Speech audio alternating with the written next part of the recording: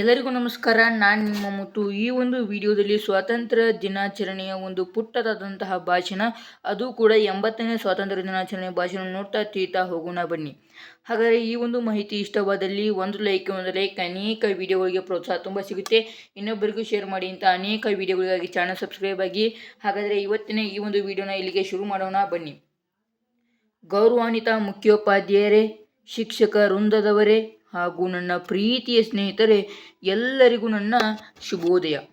ಇಂದು ನಾವು 80ನೇ ಸ್ವಾತಂತ್ರ್ಯ ದಿನಾಚರಣೆಯನ್ನು ಹೆಮ್ಮೆಯಿಂದ ಆಚರಿಸುತ್ತಿದ್ದೇವೆ. 1947ರ ಆಗಸ್ಟ್ 15ರಂದು ಭಾರತವು ಬ್ರಿಟಿಷರ ಆಳ್ವಿಕೆಯಿಂದ ಸ್ವಾತಂತ್ರ್ಯವನ್ನು ಪಡೆದಿತು. ಈ ಸ್ವಾತಂತ್ರ್ಯಕ್ಕಾಗಿ ಅನೇಕ ಮಹನೀಯರು ತಮ್ಮ ಜೀವನವನ್ನೇ ದೇಶಕ್ಕಾಗಿ ಸಮರ್ಪಿಸಿದರು. ಮಹಾತ್ಮ ಗಾಂಧೀಜಿ, ನೇತಾಜಿ ಸುಭಾಷ್ ಚಂದ್ರ ಬೋಸ್, ಭಗತ್ ಸಿಂಗ್, ಸರ್ದಾರ್ ವಲ್ಲಭಾಯ್ ಪಟೇಲ್, ಜವಾಹರ್ಲಾಲ್ ನೆಹರು ಸೇರಿದಂತೆ ಅನೇಕ ಸ್ವಾತಂತ್ರ್ಯ ಹೋರಾಟಗಾರರ ತ್ಯಾಗ ಮತ್ತು ಹೋರಾಟವನ್ನು ನಾವು ಸದಾ ಸ್ಮರಿಸಬೇಕು. ಸ್ವಾತಂತ್ರ್ಯ ಎಂದರೆ ಕೇವಲ ಪರಕೀಯರ ಆಳ್ವಿಕೆಯಿಂದ ಮುಕ್ತಿ ಹೊಂದುವುದಲ್ಲ, ದೇಶದ ಜವಾಬ್ದಾರಿಯುತ ನಾಗರಿಕರಾಗುವುದು ಕೂಡ ನಮ್ಮ ಕರ್ತವ್ಯ.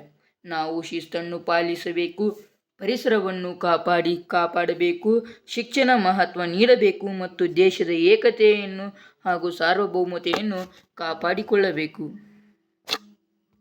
ಇಂದಿನ ವಿದ್ಯಾರ್ಥಿಗಳೇ ನಾಳಿನ ಭಾರತದ ಭವಿಷ್ಯ.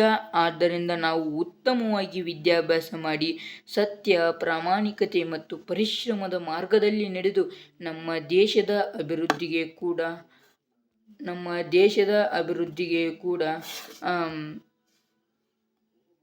ನೀಡುವ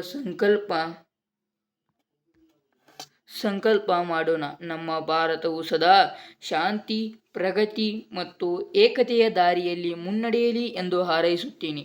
ಜೈ ಹಿಂದ್, ಜೈ ಭಾರತ್. ಧನ್ಯವಾದಗಳು. ನೋಡಿದ್ರಲ್ಲ ವಿದ್ಯಾರ್ಥಿಗಳೇ, ಯಾವ ರೀತಿಯಾಗಿ ಈ ಒಂದು ಸುಂದರವಾದಂತಹ ಭಾಷೆನ ನಾನು ನಿಮಗೆ ವಿಸ್ತಾರವಾಗಿ ರೂಪಿಸ್ತಾ ಹೇಳಿದ್ದೇನೆ. ಹಾಗಾದರೆ ಈ ಒಂದು ಮಾಹಿತಿ ಇಷ್ಟವಾದಲ್ಲಿ ಒಂದು ಲೈಕ್ ಅನೇಕ ವಿಡಿಯೋಗಳಿಗೆ ಪ್ರೋತ್ಸಾಹ ತುಂಬ ಸಿಗುತ್ತೆ. ಇನ್ನೊಬ್ಬರಿಗೆ ಶೇರ್ ಮಾಡಿ ಅಂತ ಅನೇಕ ವಿಡಿಯೋಗಳಿಗಾಗಿ ಚಾನಲ್ ಸಬ್ಸ್ಕ್ರೈಬ್ಗೆ. ಹಾಗಾದರೆ ಮುಂದಿನ ಒಂದು ವಿಡಿಯೋನಲ್ಲಿ ಸಿಗೋಣ. ಅಲ್ಲಿವರೆಗೂ Tata, bye bye, take care.